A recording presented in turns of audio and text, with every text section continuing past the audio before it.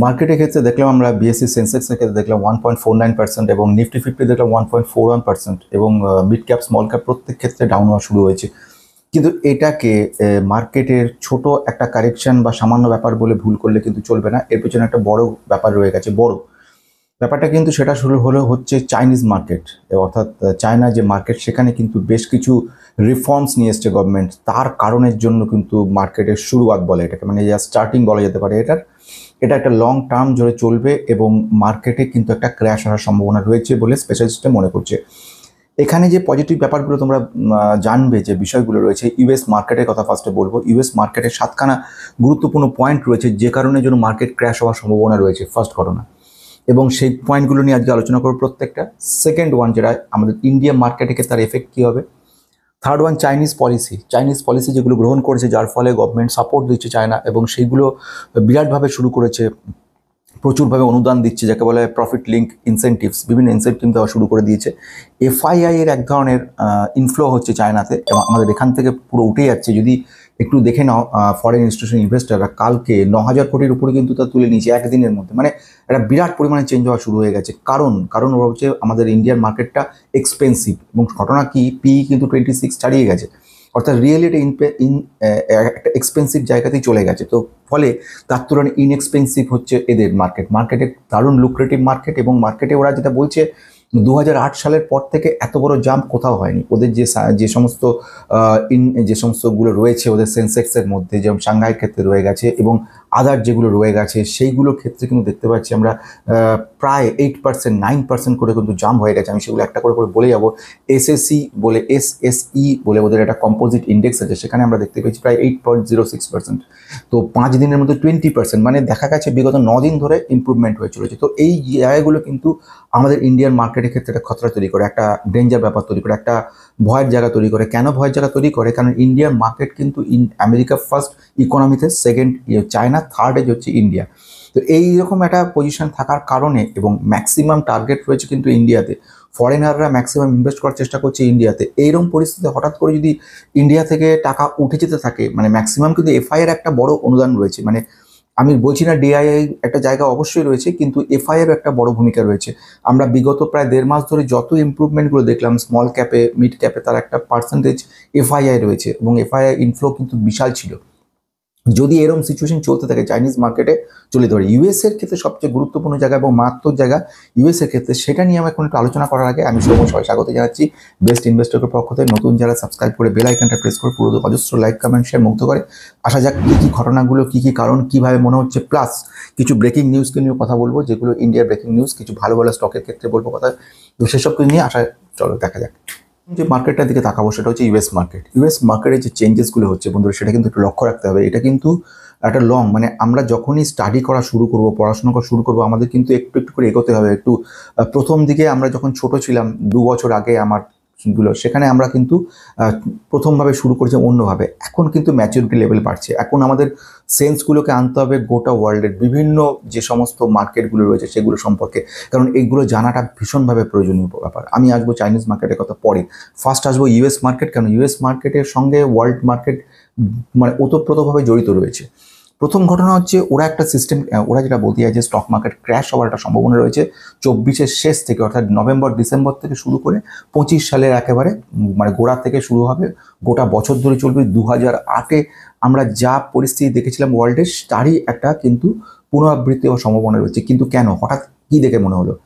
প্রথম ঘটনা, economy improvement যদি হয়ে থাকে, বা সেক্ষেত্রে যতটা ইমপ্রুভমেন্ট হলো তার উপর বেস করে কিন্তু মডিফিকেশনগুলো শুরু হবে। অর্থাৎ ইকোনমিক গ্রোথ হচ্ছে, বা রেট কাট করলাম মানেই আগামী দিন থেকে খুব সুন্দর ইকোনমি হয়ে যাবে, সব ঠিকঠাক হয়ে যায়, একদম ভ্রান্ত ধারণা। যদি সেটা থাকতো তাহলে সবাই রেট কাটই করে যেত, আর ইকোনমি রিফর্মস করতে হতো না, এমপ্লয়মেন্টে তাকাতে হতো না, অন্যান্য ক্ষেত্রে কোম্পানিগুলোর ক্ষেত্রে সেগুলো চেঞ্জেসগুলো দেখতে হতো না, কোনো কিছু আলটিমেটলি করতে হতো না। কিন্তু ঘটনাটা সেটা হয়নি, এবং তার রেজাল্ট দেখা যাবে। প্রথম ঘটনা এটা হচ্ছে ইউএস প্রেসিডেন্সিয়াল ইলেকশনের ব্যাপার রয়ে গেছে। এই পয়েন্টটাকে কিন্তু একটা গুরুত্ব দেওয়ার জায়গা রয়েছে। এর ওপরে দাঁড়িয়ে থাকছে কিন্তু অনেকগুলো পয়েন্ট, মানে এটাকে কিন্তু একদম অবহেলা করলে হবে না। যে আসবে তার চেঞ্জ, তার চিন্তাভাবনা, তাদের যে ক্যাবিনেটের চিন্তাভাবনা, সেগুলোর ওপর ডিপেন্ড করে আছে মার্কেটটা। ফলে এটা একটা বড় গুরুত্বপূর্ণ পয়েন্ট। সেকেন্ড ওয়ান, সব থেকে গুরুত্বপূর্ণ পয়েন্ট যেটা সবার জন্য, সেটা হচ্ছে ইনফ্লেশন। ইনফ্লেশনটা লেভেলটা এত পরিমাণে ইনফ্লেশন বেড়ে যাচ্ছে যেটাকে কন্ট্রোল করাটা মুশকিল হয়ে যাচ্ছে, এবং রেট কাট কন্টিনিউ করে চলা হচ্ছে ইনফ্লেশনটা কন্ট্রোল করার জন্য। এবং এই ইনফ্লেশনটা যদি ঠিকঠাক টাকা না আসতে পারা যায় তাহলে কিন্তু একটা মার্কেটে সমূহ ক্র্যাশ হওয়ার সম্ভাবনা রয়েছে, এবং সেটা কিন্তু আমাদের ইন্ডিয়ান মার্কেটের ক্ষেত্রেও পড়বে। তাহলে এবার আসবো থার্ড পয়েন্ট, সেটাও খুব গুরুত্বপূর্ণ, সেটা হচ্ছে স্লোয়িং লেবার মার্কেট। এই লেবার মার্কেটের ব্যাপার 4.2% আনএমপ্লয়মেন্ট রেট। এই যে আনএমপ্লয়মেন্ট রেট, এটাকে কিন্তু ঠিকঠাক করতে হবে। যদি আনএমপ্লয়মেন্ট রেট 2008 সালেও ঠিক এই ধরনের ঘটনা কিন্তু পুনরাবৃত্তি ঘটেছিল, যেটা সবাই বলছে, ইনফ্যাক্ট আমরা সবাই জানি সেটা, যে লোন নিয়েছে প্রচুর পরিমাণ সব কোম্পানি, যে সমস্ত লোক, সাধারণ মানুষরা, এবং লোনগুলো নেওয়ার পরে যখন চাকরি বাকরি নিয়ে তারা লোন শোধ করতে পারছে না, তারা সারেন্ডার করে দিচ্ছে, বলছে আমি আর শোধ করতে পারছি না, আমার ঘর বাড়ি নিচ্ছে। এবারে মুশকিল হচ্ছে, ঘর বাড়িগুলো তো নিয়ে নিচ্ছে, এবারে সেগুলো বিক্রি করবে কোথায়? ফলে ব্যাঙ্কগুলোর লিকুইডিটি নষ্ট হয়ে যাচ্ছে। ফলে যে লোন দিয়েছিল, 100 টাকা একটা ব্যাংক লোন দিয়েছিল, আশা করছিল 110 টাকা 1 বছর পরে পাবে। হঠাৎ করে দেখা গেল কি, সেই ব্যাংকে যাকে লোন দিয়েছে সেই লোনে হাত তুলে দিয়ে বললো আমি কোনো টাকা দিতে পারবো না, আমি কিছুই দিতে পারবো না। যখন এরম সিচুয়েশন হলো, তাহলে ব্যাংকের কাছে লিকুইডিটি পুরো গেল, গোটা যে লোনের টাকা 110 টাকা এক্সপেকটেশন ছিল, টোটালটা লস হয়ে গেল। এবারে ব্যাংক ওই ক্রোক করে নিল তার সম্পত্তিটা নিয়ে, এবার কাউকে তো বিক্রি করতে হবে, তো তার রিকভারিটা হবে। বিক্রি করার কোনো লোক নেই, বা কোনো কোনো লোক আছে বলছে 15 টাকা দেবে, 20 টাকা দেবে, ফলে আলটিমেটলি তো কোনো লাভ হলো না, বাকি 80-85 টাকা কিন্তু লস হয়ে গেল। এটা হলো ছোট্ট একটা ঘটনা দিয়ে বলছি, এরকম কোটি কোটি ব্যাপার হয়েছে। তো এরকম মানে বিলিয়ন্স ডলার্সের ব্যাপার হয়েছে, ফলে আনএমপ্লয়মেন্ট রেটটা কিন্তু বিরাট বড় জায়গা তৈরি করছে। তো আসা যাক পরবর্তীকালে, এই যে ফেডের রিজার্ভ রেট, এইটাও কিন্তু একটা ভীষণ গুরুত্বপূর্ণ পয়েন্ট। ফেডের রিজার্ভ রেট নিয়ে কেন কথাটা বলছি, রিজার্ভ রেট যা রাখছে তার উপরে দাঁড়িয়ে রয়েছে মার্কেটটা। মানে এই মুহূর্তে যত তোমার রিজার্ভ থাকছে, আমি ওই জটিলতায় যাব না, খুব সিম্পলভাবে বোঝার চেষ্টা করছি সবাইকে। সেটা হচ্ছে সিম্পলভাবে, তুমি একটা ধার দিচ্ছ তোমার এক বন্ধুকে, তুমি যা ধার দিচ্ছ তার বদলে তুমি একটা সুদ নিচ্ছ। এবার সুদ নেওয়ার পরিমাণ যত তোমার কম থাকবে, সেই বন্ধুরা তত লাভ হবে, আর সেই বন্ধুটা আবার সে ধার দিচ্ছে আরেকজনকে। এবারে আমি যতটা তুমি তোমার বন্ধুকে ধার দিচ্ছ, যত কম রাখছো, বন্ধুরা ততটাই কম রেখে বিক্রি করছে, ফলে লোন নেওয়ার লোকের সংখ্যা তার কাছে বেশি হচ্ছে, ফলে বন্ধুরা তোমার কাছ থেকে বেশি পরিমাণ টাকা নিচ্ছে, আলটিমেটলি তোমার পরিমাণটা বাড়ছে। উল্টো দিকে যেই মুহূর্তে তোমাকে এরম সিচুয়েশন হয়ে যাচ্ছে, সেই বন্ধুরা লোন দেওয়া শুরু করছে, প্রচুর লোকে লোন নিচ্ছে, সেসব লোকরা সেসব জিনিসপত্র কেনা শুরু করছে, আলটিমেটলি ইনফ্লেশনটা বেড়ে যাচ্ছে, ফলে প্রচুর লোক কিনছে বলে জিনিসের দাম বেড়ে যাচ্ছে। রিসোর্স ফিক্সড রয়েছে, অথচ জিনিস কেনার পরিমাণ লোক সংখ্যা বেড়ে যাচ্ছে, ফলে জিনিসটার দাম আস্তে আস্তে বাড়তে থাকছে, ফলে ওই দামে জিনিসটা পাওয়া যাচ্ছে না। আলটিমেটলি সাধারণ মানুষ যারা লোন নিচ্ছে বা নিচ্ছে না, তাদের পক্ষে জিনিসগুলো কেনা কঠিন হয়ে যাচ্ছে, ফলে চটচট করে বাড়ছে। এইবারে এই রেটটাকে যখনই তুমি কমিয়ে দিচ্ছ, বাড়িয়ে দিচ্ছ, রেট বাড়িয়ে দিচ্ছ, সঙ্গে সঙ্গে কী হচ্ছে, চেঞ্জেসগুলো এফেক্ট হয়ে যাচ্ছে। উল্টোর দিকেও তাই হচ্ছে, ক্রেডিটারের দিকে, মানে আলটিমেটলি ইকোনমি বুস্ট হচ্ছে তোমার রেট কমানো বাড়ানোর সঙ্গে, কিন্তু এটার মানে সলিউশন নয়। এটাকে একটা মোটামুটি একটা ধারণা করা হয়। আলটিমেটলি এই ধরনের রিজার্ভ রেট কমিয়ে বাড়িয়ে ইকোনমি ক্ষেত্রে খুব বেশি পরিবর্তন করা যায় না, কিন্তু তবুও ওরা চিন্তা ভাবনা রাখছে, যদি রিজার্ভ রেটটা একটা টাইম যাওয়ার পরে আর কমানো যেতে না পারে, তাহলে কিন্তু এফেক্টটা দেখা যেতে পারে আমাদের মার্কেটের ক্ষেত্রে, ইউএস মার্কেটের ক্ষেত্রে। ইকোনমিক অ্যান্ড মার্কেট ভলাটিলিটি, এটাও একটা গুরুত্বপূর্ণ পয়েন্ট, এটাকেও মাথায় রাখতে হবে। ইকোনমি যেরকম চেঞ্জেস হচ্ছে, যেরকম ধরনের জিওপলিটিক্যাল সিচুয়েশন তৈরি হচ্ছে, মার্কেটের বাইরে যে সমস্ত ওয়ার্ল্ড সিচুয়েশন তৈরি হয়ে যাচ্ছে, ফলে এইগুলো আলটিমেটলি ক্রুড অয়েলের দাম বেড়ে যাচ্ছে। এই ইসরায়েলের সঙ্গে হামাস, ইসরায়েলের সঙ্গে লেবানন, ইসরায়েলের সঙ্গে এই ধরনের যুদ্ধগুলো, ইরানের সঙ্গে যুদ্ধ, এই ব্যাপারগুলো ক্রুড অয়েল দাম বাড়িয়ে দিচ্ছে, ফলে আলটিমেটলি কিন্তু সব কিছু দাম কিন্তু এদের উপর নির্ভর করছে, ফলে এটা একটা বিরাট জায়গা তৈরি হচ্ছে। পরবর্তীকালে যদি রাশিয়া এবং আমেরিকা যুদ্ধ হয়ে পড়ে যুদ্ধে, তাহলে তো তৃতীয় বিশ্বযুদ্ধ হওয়ার সম্ভাবনা উড়িয়ে দেওয়া যাবে না, ফলে এইগুলো একটা মার্কেট ক্র্যাশ তৈরি করে দিচ্ছে। নার্ভাস ইনভেস্টার, আমরা যখন ব্যাংকিং ইন্ডাস্ট্রিটা মাঝখানে যখন একেবারে বিধ্বস্ত হয়ে পড়লো ইউএসের ক্ষেত্রে, তোমাদের মনে আছে কিনা জানি না, সে সময় কিন্তু আমরা দেখেছিলাম মার্কেটে একটা অ্যাজিটেশন তৈরি হয়েছিল, ব্যাংকের ইনভেস্টমেন্টের উপরে অনেকের বিশ্বাস নড়ে গেছিলো, এবং বড় বড় ব্যাংকগুলোর ক্ষেত্রে ফেথ কমে যাওয়ার কারণে আমরা দেখেছিলাম প্রচুর প্রবলেম শুরু হতে। তো সেই সময়ে ইনভেস্টারের প্যানিকটা একটা বড় কাজ করেছিল, ফলে সেই প্যানিক কিন্তু ইন্ডিয়াতেও এফেক্ট রয়েছে।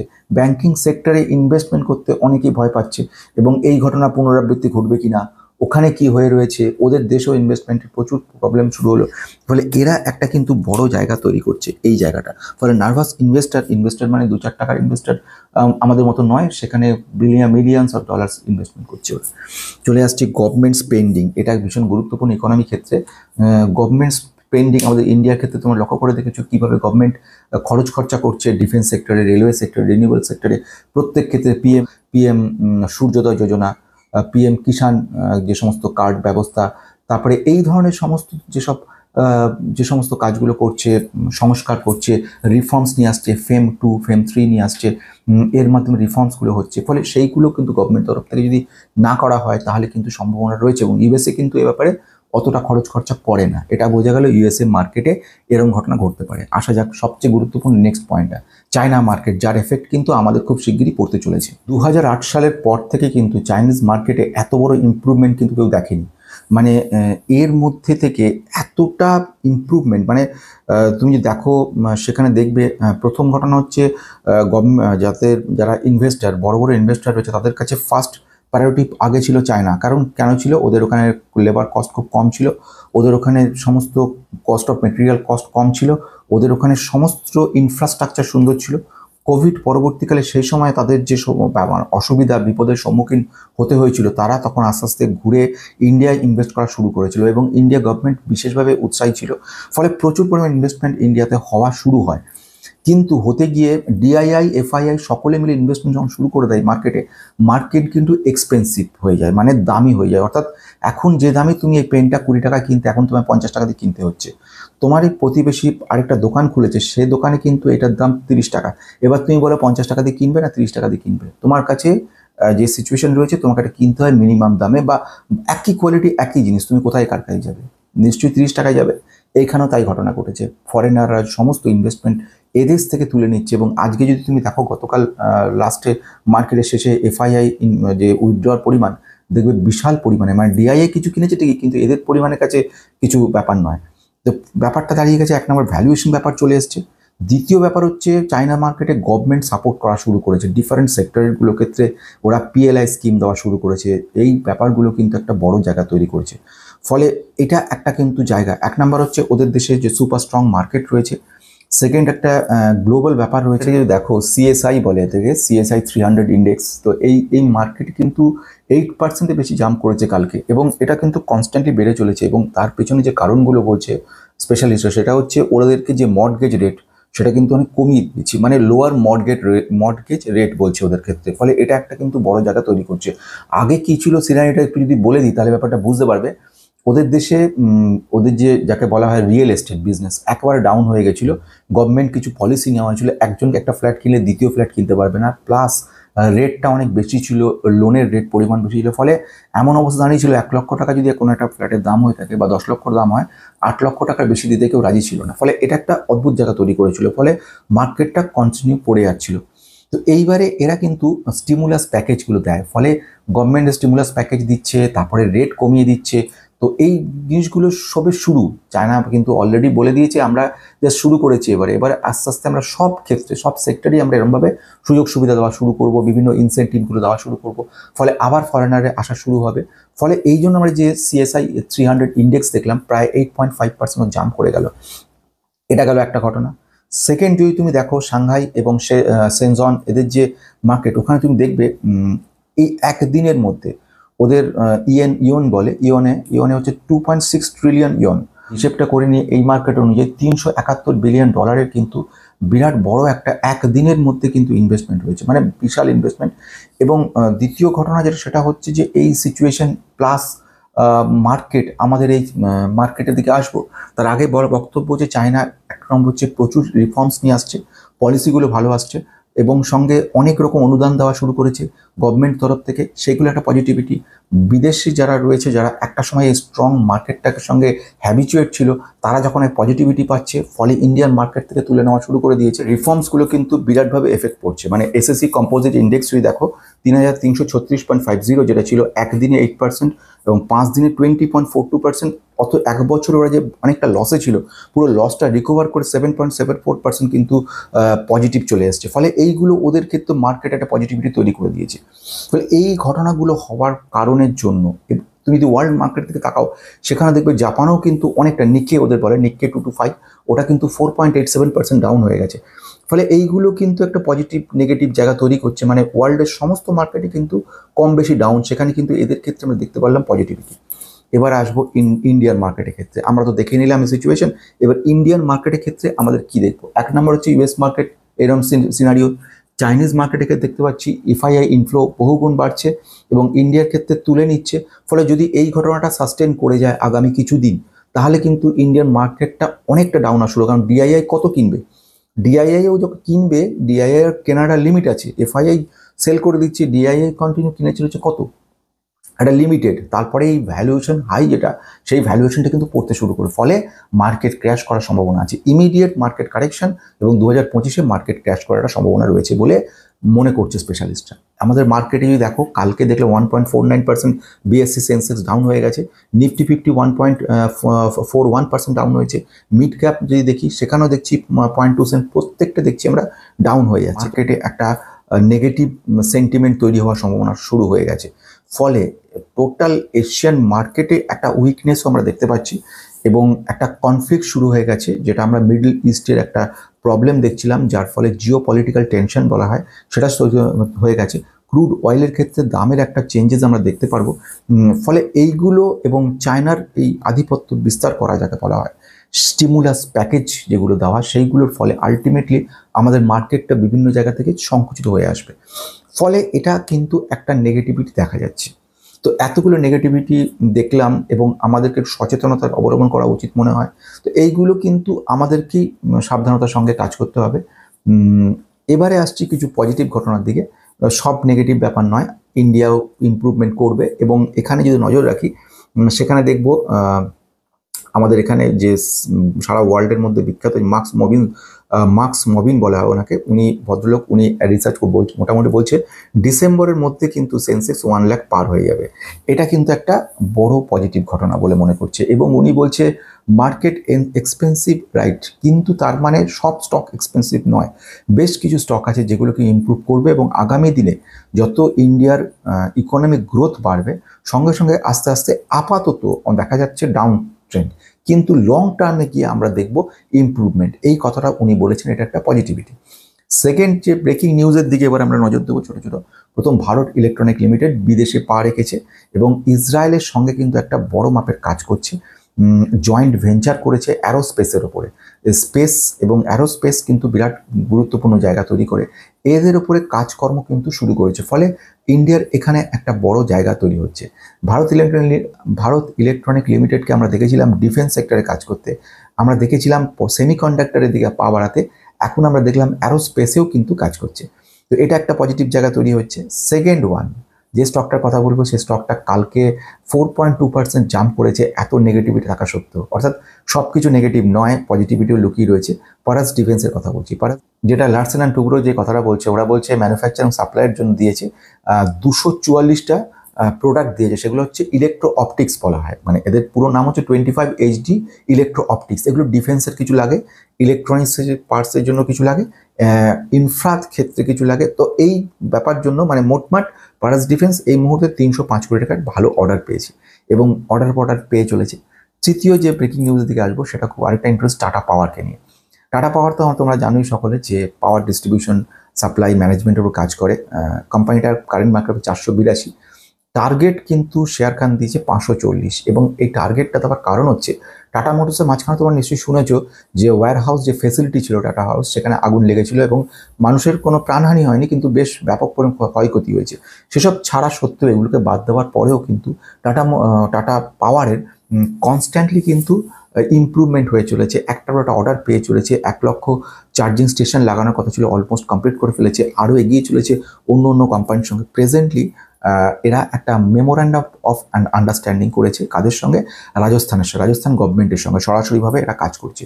সেখানে রাজস্থান গভর্নমেন্ট থেকে 1.2 লাখ ক্রোড়স, 1 লক্ষ কোটি টাকার উপর একটা বিশাল অর্ডার পেয়েছে এবং এই অর্ডারটার কাজ ছিল পাওয়ার ট্রান্সমিশনের ব্যাপারে, পাওয়ার ডিস্ট্রিবিউশনের ব্যাপারে এবং রিনিউয়েবলস এনার্জির ওপরে। ফলে এই বিরাট বড় অর্ডারটা পাওয়ার কারণে কিন্তু টাটা পাওয়ার আগামী দিনেও এটা একটা বড় জায়গা। বহুবার আমি বলেছি টাটা পাওয়ারকে নিয়ে যে টাটা পাওয়ার সবে শুরু, এটা শেষ আরও অনেক দূর আছে, শুধু ধৈর্য ধরে অপেক্ষা করে যাওয়া ছাড়া রয়েছে। নিউজ আরভিএনএলকে নিয়ে বলা, সেটা হচ্ছে আরভিএনএল কিন্তু জুলাই থেকে দেখছি প্রায় 14-15% ডাউন হয়ে গেছে।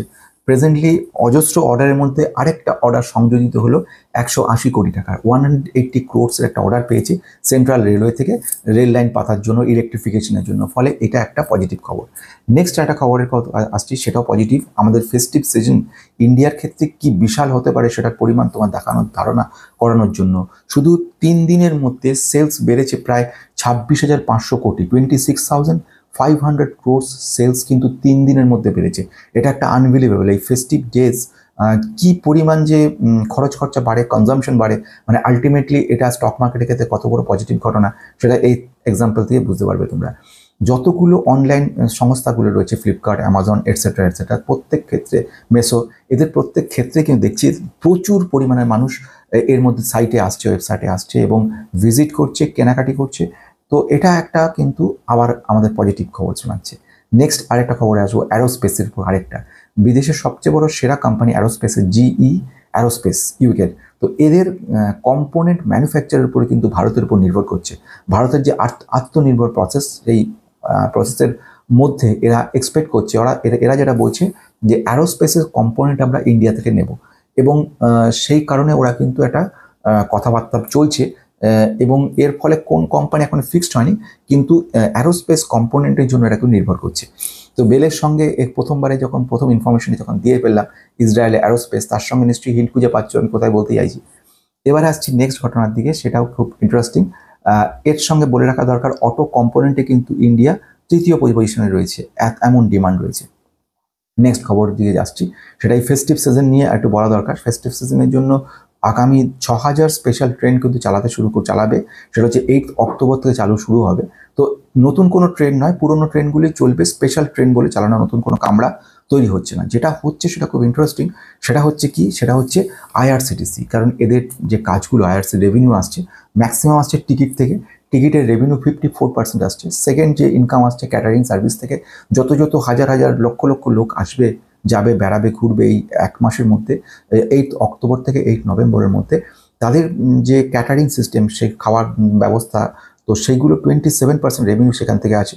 রেলে জল সাপ্লাই করে, যাকে রেল নির বলে, তার থেকে 9% আসছে, এবং ট্যুরিজম থেকে 8% আসে। তো এই জন্য কিন্তু আইআরসিটিসি ইম্প্রুভমেন্ট হবে, একটা পার্মানেন্ট ইম্প্রুভমেন্ট হবে। 5 বছর রিটার্ন খুব সুন্দর দিয়েছে আইআরসিটিসি, 495%। কারেন্ট মার্কেট প্রাইস 926 রয়েছে। এক্সপেকটেশন রয়েছে টার্গেট ব্রেকআউট হওয়ার সম্ভাবনা রয়েছে, এবং 1100 চলে যেতেই পারে। তো লাস্ট যে ব্রেকিং নিউজটা দিয়ে কিন্তু শেষ করতে চলেছে, সেটা হচ্ছে এনবিসিসি কিন্তু অনেকগুলো অর্ডার পেয়েছে। প্রেজেন্ট যে অর্ডারটা রয়েছে, তো সেই অর্ডারটা হচ্ছে NHAI থেকে, national highway authority of India থেকে। সেখানে এরা কিন্তু যে অর্ডারটা পেতে চলেছে সেটা হচ্ছে 101 কোটি টাকা, 101 ক্রোর্সের একটা অর্ডার এরা পেয়েছে, এবং এর আগে কিন্তু 75 ক্রোর্সের আরেকটা অর্ডারও পেয়েছিল। ফলে এই সমস্ত অর্ডারগুলো পেয়ে আলটিমেটলি এরা কিন্তু আরেকটা পজিটিভ জায়গায় যেতে চলেছে। তো এই সমস্ত খবর পজিটিভ নেগেটিভ নিয়ে রয়েছি। আমাদের এই মুহূর্তে সতর্কতার সঙ্গে ইনভেস্টমেন্ট করা দরকার। আমাদের অবজারভেশন করা ছাড়া এই মুহূর্তে কিছু করার নেই, কারণ ইউএস মার্কেটটার দিকে নজর থাকবে, চাইনিজ মার্কেট নজর থাকছে। থার্ড ওয়ান হচ্ছে ফরেন পলিসি কি রয়েছে এবং ফরেন ইনভেস্টমেন্ট কি করছে, সেই জায়গার দিকে নজর রাখতে হবে। এবারে সেই নজরটা রেখে, এই পয়েন্টগুলোকে মাথায় রেখে আমাদেরকে আগামী দিন ইনভেস্টমেন্ট করতে হবে।